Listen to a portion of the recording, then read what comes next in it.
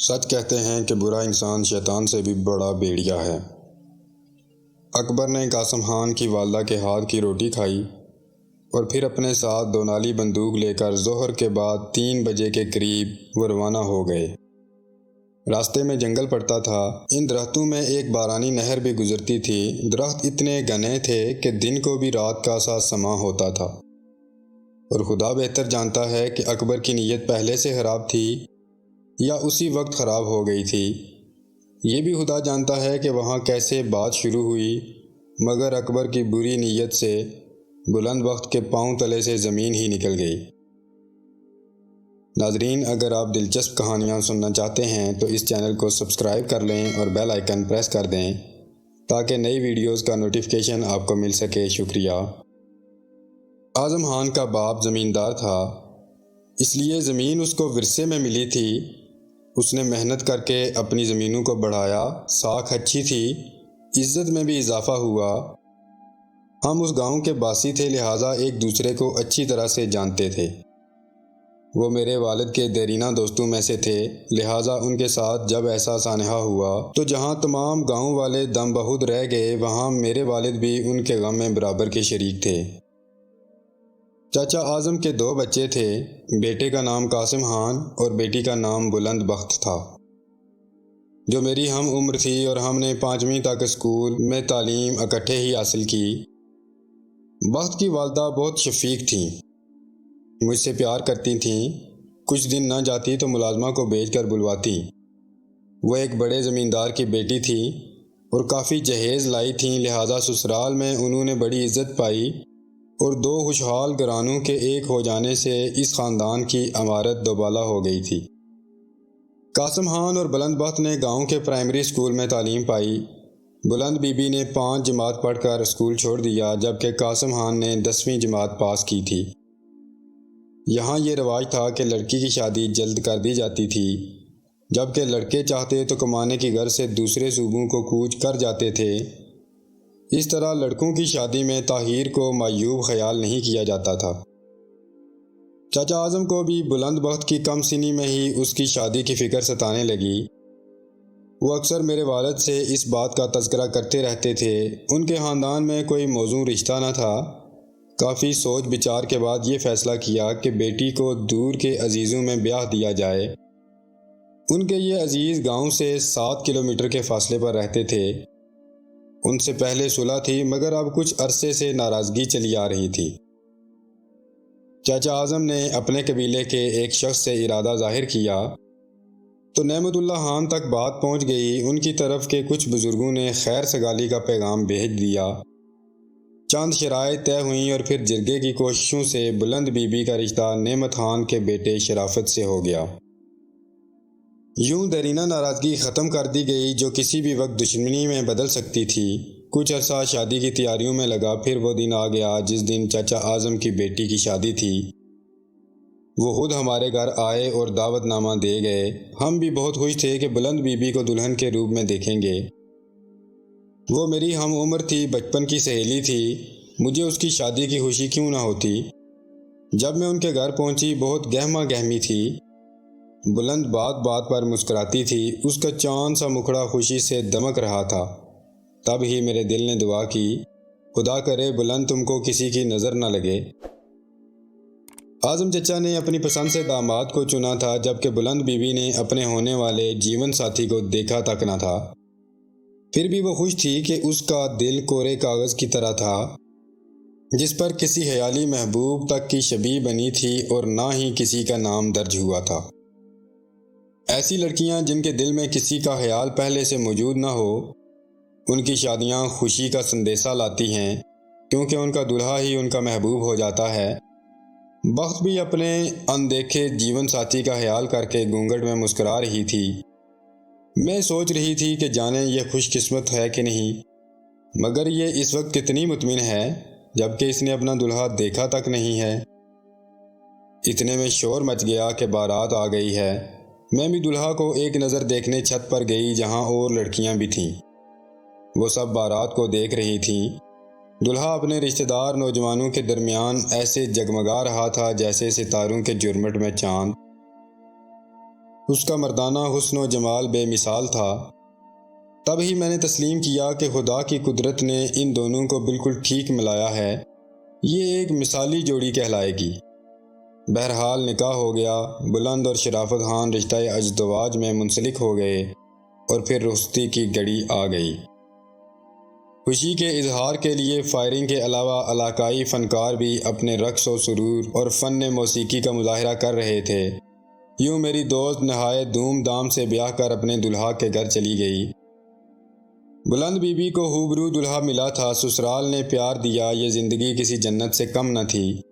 جب وہ شادی کے بعد پہلی بار میکے آئی تو پہلے سے زیادہ خوبصورت لگ رہی تھی۔ وقت گزرنے لگا، 1 سال خوش و خرم گزر گیا۔ بلند کو کوئی پریشانی نہ تھی، مگر ایک شخص جو ان کے گھر میں رہتا تھا اور جس کا نام اکبر تھا، اس کو بڑی پریشانی تھی۔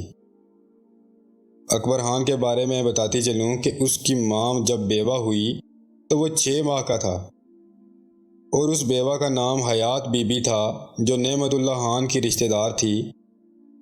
اس کے والد اور بھائیوں کو کسی دشمن نے گولیوں کا نشانہ بنایا تھا، انہی لوگوں نے اس کے خاوند کو بھی مار دیا تھا۔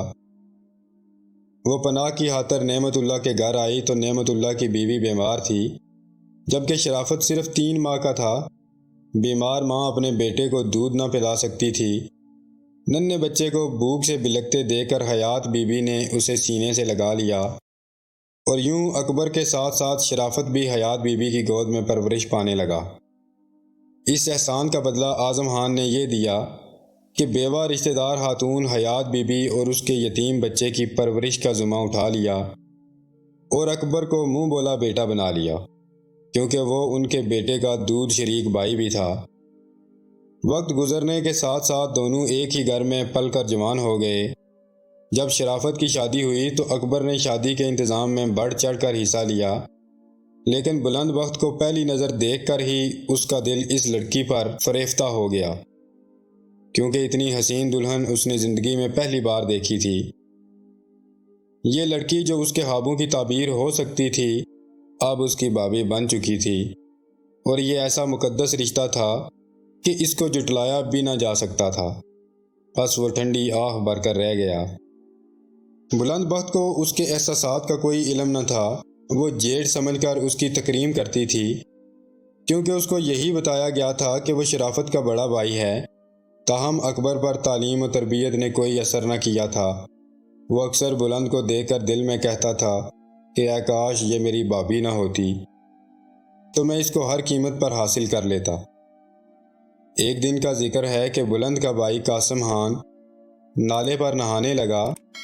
پانی کا بہاؤ تیز تھا، وہ اپنا توازن برقرار نہ رکھ سکا اور اس کا سر پتھر سے ٹکرا گیا۔ شدید چوٹ سے وہ بے ہوش ہو گیا۔ کچھ ساتھی بھی ہمراہ نہانے گئے تھے، جنہوں نے اس کو بہہ جانے سے بچا لیا اور فوری طور پر اسپتال لے گئے۔ بھائی کے مضروب ہو جانے کی خبر جب بخت کو ملی تو وہ مضطرب ہو گئی اور شرافت سے کہنے لگی، خدارا مجھے میکے جانے دو، مجھے اپنے بھائی سے ملنا ہے۔ اس نے اس وقت جانے کا انتظام کیا اور بیوی کو اس کے میکے لے آیا۔ خدا کی مہربانی کہ قاسم کو ہوش آ گیا اور اس کی زندگی خطرہ سے باہر ہو گئی۔ تب شرافت نے کہا کہ میں واپس جاتا ہوں، تم کچھ دن میکے میں رہو اور بعد میں آ جانا۔ بیمار بھائی کی خاطر بلند بخت بھی کچھ دن میکے رہنا چاہتی تھی، لہٰذا اس کا خاوند اکیلے ہی لوٹ گیا۔ 1 ماہ بلند اپنے میکے رہی۔ اچانک ایک ٹرک سے ویگن کا تصادم ہوا تو شرافت کو شدید چوٹ آئی، کیونکہ وہ وین چلا رہا تھا۔ سسر نے اکبر کو کہا کہ جا کر اپنی بھابھی کو لے آؤ، کیونکہ میں زخمی حالت میں بیٹے کو چھوڑ کر بہو کو لانے نہیں جا سکتا۔ اکبر بلند بخت کے میکے آیا اور بھابھی کو کہا، گھر چلنے کی تیاری کرو، کیونکہ بھائی کو چوٹ آئی ہے اور والد صاحب نے مجھے تمہیں لانے بھیجا ہے۔ شوہر کے حادثے کی خبر سن کر وہ خاص باختہ ہو گئی۔ قاسم بھائی تو پہلے ہی ٹھیک نہ تھا اور اعظم خان بیٹے کی تیمارداری میں محو تھا، بس اس نے ایک لمحہ بھی ضائع کرنا مناسب نہ سمجھا۔ اپنی ماں کو کہا کہ والد صاحب آ جائیں تو آپ لوگ آ جانا، مگر میں اب نہیں رک سکتی، کیونکہ شرافت خان کی وین کو حادثہ پیش آیا ہے، اس لیے میں جا رہی ہوں۔ سچ کہتے ہیں کہ برا انسان شیطان سے بھی بڑا بھیڑیا ہے۔ اکبر نے قاسم خان کی والدہ کے ہاتھ کی روٹی کھائی اور پھر اپنے ساتھ دونالی بندوق لے کر ظہر کے بعد 3 بجے کے قریب وہ روانہ ہو گئے۔ راستے میں جنگل پڑتا تھا۔ ان درختوں میں سے ایک بارانی نہر بھی گزرتی تھی۔ درخت اتنے گھنے تھے کہ دن کو بھی رات کا احساس سما ہوتا تھا، اور خدا بہتر جانتا ہے کہ اکبر کی نیت پہلے سے خراب تھی یا اسی وقت خراب ہو گئی تھی۔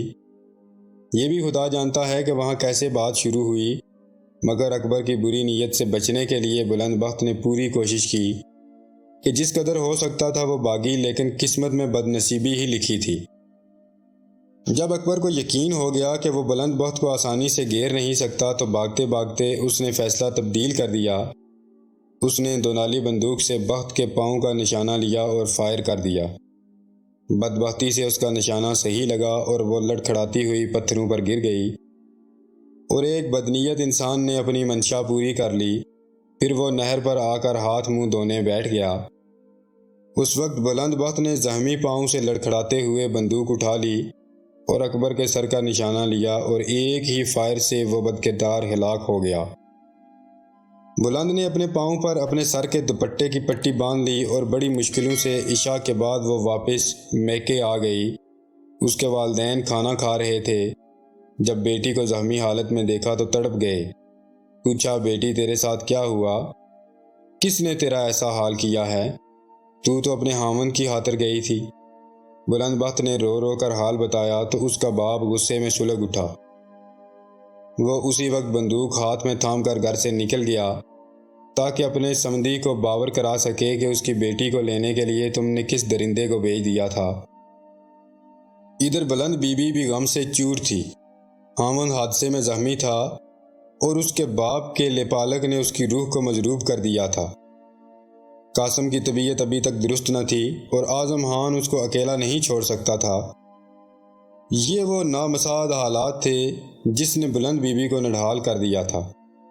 جب غصے میں اعظم چچا شرافت کے گھر پہنچے تو نعمت اللہ کے گھر لوگوں کا ہجوم دیکھ کر ان کے پاؤں تلے سے زمین نکل گئی۔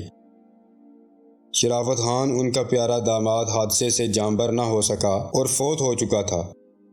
گھر ماتم کدہ بنا تھا اور اکبر کی لاش جنگل میں پڑی تھی جس کو بلند بخت نے ہلاک کیا تھا۔ وہ کس سے حوال کرتے؟ وہاں حال حوال کرنے کی گنجائش ہی کب تھی؟